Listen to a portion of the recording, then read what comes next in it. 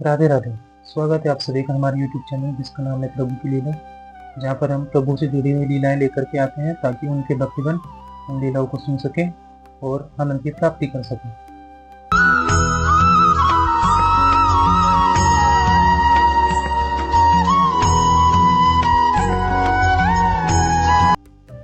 तो आज की लीला कुछ इस प्रकार है कि दक्षिण भारत में एक समाज हुआ करता था जिसका नाम था वैष्णव समाज, और वहीं पर एक सज्जन रहा करते थे जिनका नाम था धानुदास।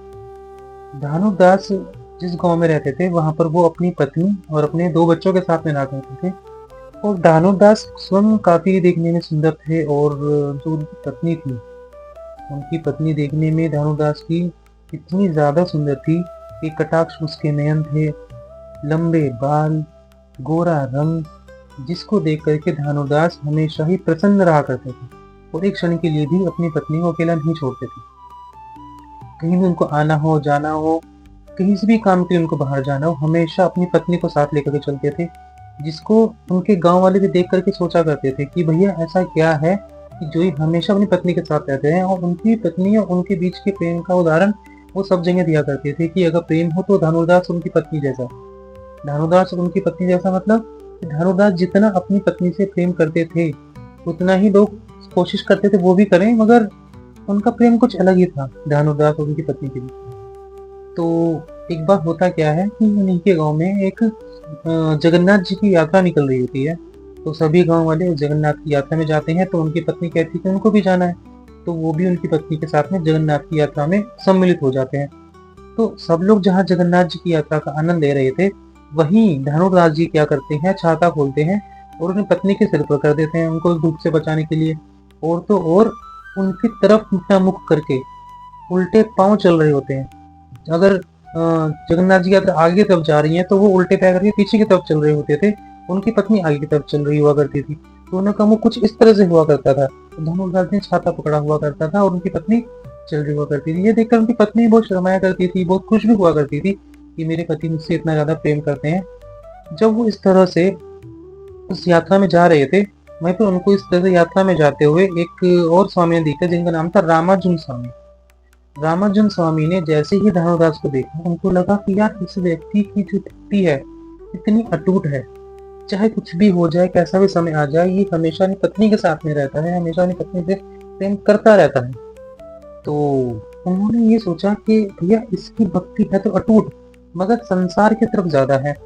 अगर उसकी यही भक्ति श्री कृष्ण की तरफ हो जाए, ठाकुर जी की तरफ हो जाए, हमारे बिहारी जी की तरफ उसकी भक्ति हो जाए तो कैसा रहेगा। तो ठाकुर जी को भी कैसा अटूट भक्ति मिल जाएगा, और शायद इस भक्ति की जो भक्ति है वो इस सांसारिक प्रेम से हट करके आध्यात्म की तरफ लग जाएगी, तो इसका भी कल्याण हो जाएगा। तो तभी वो कुछ क्या करते हैं, कुछ भक्तों को अपने भेज करके धानुदास जी को अपने पास अपने नगर में अपने जो उनका निवास स्थल था वहां पर उसको बुलाते हैं और उनसे कहते हैं कि हमने तुम्हारी भक्ति तुम्हारी पत्नी के प्रति देखी है, तुम इतना उनकी भक्ति में क्यों लीन रहते हो, तुम उनसे इतना प्रेम ऐसा क्यों करते हो। तो उस टाइम धानुदास जी कहते हैं कि उनसे ज्यादा सुंदर, उनसे ज्यादा चंचल मैंने अभी तक इस संसार में कोई नहीं देखा, इसीलिए मैं उनसे इतना प्रेम करता हूँ, इसलिए मुझको वो इतनी अच्छी लगती है, इसलिए वो मेरी अति प्रिय है।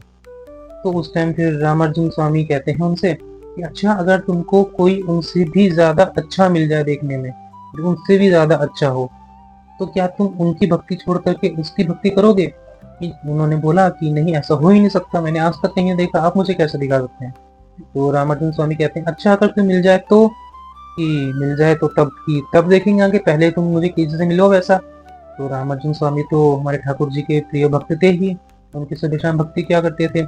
तो उन्होंने अपना ठाकुर जी को बुलाया और उनके एक बार बुलाने पर ही ठाकुर जी प्रकट हो गए।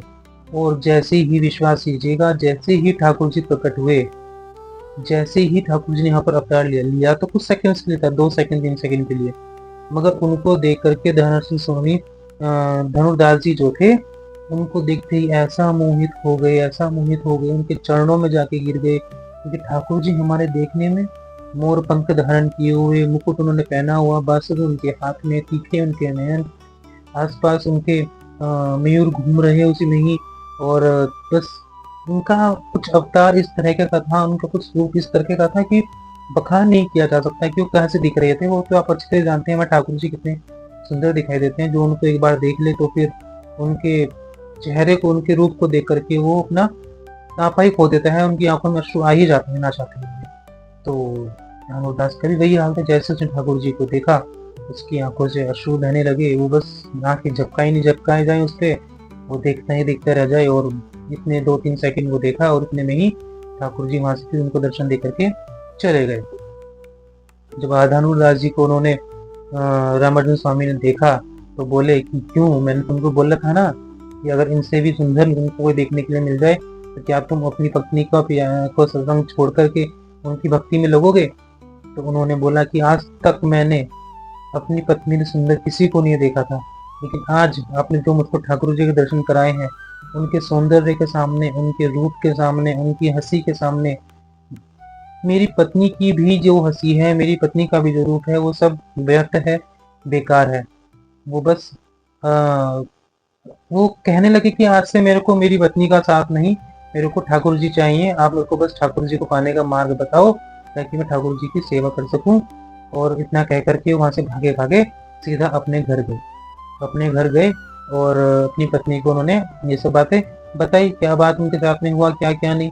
तो उनकी पत्नी ने उनकी बात को मानने से मना कर दिया कि नहीं, ऐसा तो हो ही नहीं सकता। वो सीधा फिर अपना रामानुजन स्वामी के पास में आए। उन्होंने उनसे बोला कि आप एक काम कीजिए, आप मेरी पत्नी को भी इन ठाकुर जी के ही चरणों में सेवा दिलवा दीजिए, मैं आपका जिंदगी भर उपकार नहीं भूलूंगा। इतना कहकर वो फिर से अपने घर में गए, अपनी पत्नी को लेकर के उनका हाथ पकड़ करके बाहर की तरफ चलने लगे। यह देख करके उनकी पत्नी बोलने लगी, भैया आप छाता क्यों नहीं ले रहे हो, आप तो छाता क्यों नहीं ले रहे हो। बस उनको कुछ समझ नहीं आया। वो कह रहे नहीं, बस तू चल मेरे साथ में, चल मेरे साथ में, तेरे को कैसे दर्शन कराऊंगा ठाकुर जी के कि तुझको देख कर की बोल पड़ेगी कि हाँ आज तक तुमने इनके दर्शन क्यों नहीं कराए और अपनी सुंदरता तुम भूल जाओगे। तो वो भी अपना ठाकुर जी के साथ में उनको ले गए। ठाकुर जी को आखिर उन्होंने ठाकुर जी को बुलाया, ठाकुर जी आए। अब रामानुजन से धनुर्दास जी और उनकी पत्नी दोनों की दोनों ठाकुर जी की सेवा में लग गए और अपना सारा जीवन अपना ये कभी बिताने लगे। तो कहने का मतलब ये है, ठाकुर जी यहाँ से ये समझाना चाहते हैं हर किसी को कि देखो धनार्दन स्वामी वो तो कृष्ण भक्त था भी नहीं, वो तो अपनी पत्नी के ही प्रेम में अपना लगा रहता था, ना कोई भजन करता था ना कोई कीर्तन करता था। लेकिन जो हमारे रामार्जुन स्वामी थे वो कृष्ण भक्ति में रहा करते थे, सुबह शाम उनकी पूजा किया करते थे। जो धानुदास जी थे वो कुछ ही समय के लिए रामार्जुन स्वामी के संपर्क में आए। उनके संपर्क में आने मात्र से ही क्या हुआ, उनके अंदर कृष्ण भक्ति जाग गई। वो उनकी पत्नी समेत कृष्ण की भक्ति में लग गए। तो हम जिस तरह की संगत में रहेंगे हमारा संगत भी वैसा ही हो जाएगा। अगर एक जो व्यक्ति कृष्ण की कोई भक्ति नहीं करता था, कुछ नहीं करता था, कृष्ण भक्ति करने वाले के संपर्क में केवल कुछ क्षण आने के बाद ही वो कृष्ण भक्त बन गया, तो हम भी अपनी संगत को चेंज करके अपने आप को ईश्वर भक्ति में लगा सकते हैं, ईश्वर की भक्ति कर सकते हैं और अपना मन अपना तन दोनों शुद्ध कर सकते हैं। जिस तरह की भी हम लोग संगत में रहेंगे हमारा मन भी वैसा ही होता चला जाएगा। श्री कृष्ण केवल जो अपनी लीलाएं करते हैं, श्री कृष्ण वो उसमें सिर्फ छोटा छोटा ज्ञान देते चले जाते हैं। लोगों को लगता है कि इन्होंने वेतन क्या किया है क्या नहीं किया, जो कुछ किया है ना सिर्फ उनकी लीला है। उनकी लीला को सुनते रहिए तो आनंद प्राप्त करते रहिए। जय श्री राम।